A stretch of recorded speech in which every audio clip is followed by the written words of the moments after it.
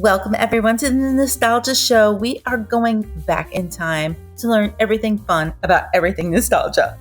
Now we're going to talk about the history of the hard-boiled detective. Makes me hungry for eggs. I don't know why. The hard-boiled detective is a literary archetype of the mid-20th century.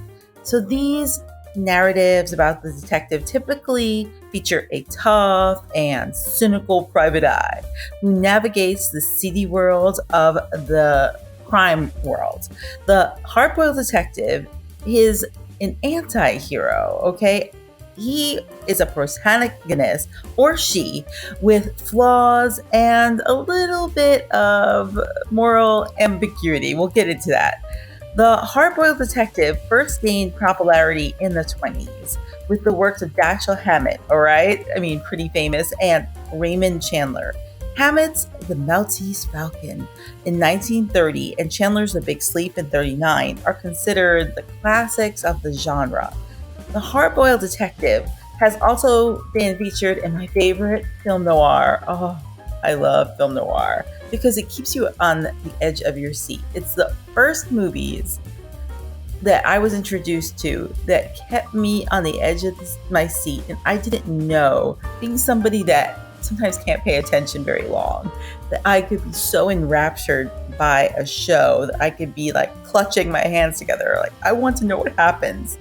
And film noir is a cinematic genre that emerged in the 40s. And I tend to think of film noir, I think of edge of my seat, there was a crazy surprise that happens to a normal guy, and shadows.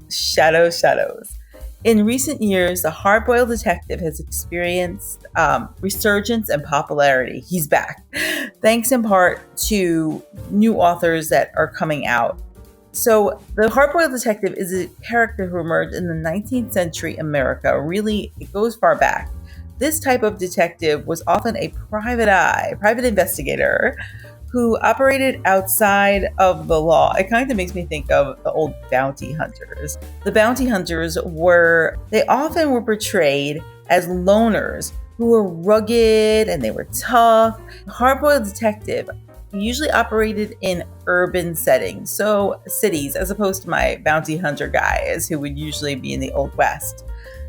I wonder if they ever hung out at parties, like morally ambiguous? Let's go to a party. This was in contrast to the more genteel detectives who worked in rural areas or small towns. So here you have this genteel detective who comes to New York City and he's like, I am a private detective. And they're like, oh, you're hard-boiled. And they're like, no, I'm fancy. The hard-boiled detective was often associated with the working class guy. This was because they often had to deal with criminals from all walks of life. The hard-boiled detective was often a loner.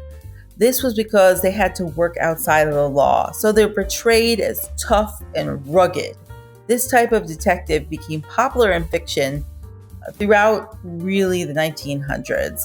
So I think that's interesting that they were loners because, I mean, if he's like going to, holiday parties and the golf club and things like this, you just don't trust him to get the job done. You kind of want him to be this sort of edgy guy.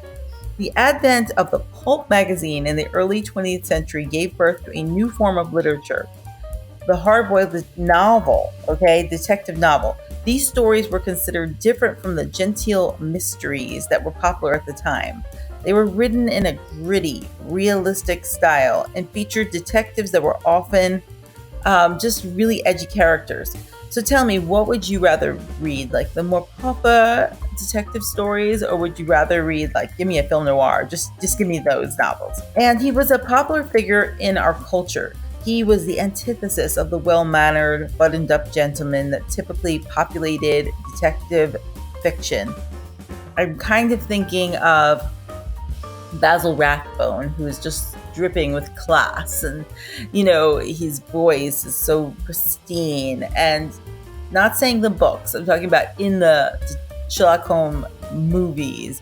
And I just think about him that wouldn't put a foot wrong. Maybe you could disagree with me on that. Let me know in the comments gently. He was a tough guy, unafraid of violence and often willing to bend the law to get the job done. And despite his popularity, hard-boiled detective stories were criticized because they were sometimes violent and because they were morally ambiguous. Some even argued that they glorified criminals. Oh, my goodness. However, many people continue to enjoy the stories, and the genre thrived in the pulp magazine era. Now, when it comes to film noir, sometimes I'll see the movie posters and I will think, oh, I won't like that. But I found that the movie posters, as larger than life than they were, sometimes did not match the film that I saw on the screen. One seemed much more morally ambiguous, like the posters, and then the movie themselves would just be these literary dynamos that would just drag you in. So I think people just fell in love with this genre. This is the end of part 1 about our hard-boiled detective. Stay tuned for part 2, where we're really going to get into who is this guy.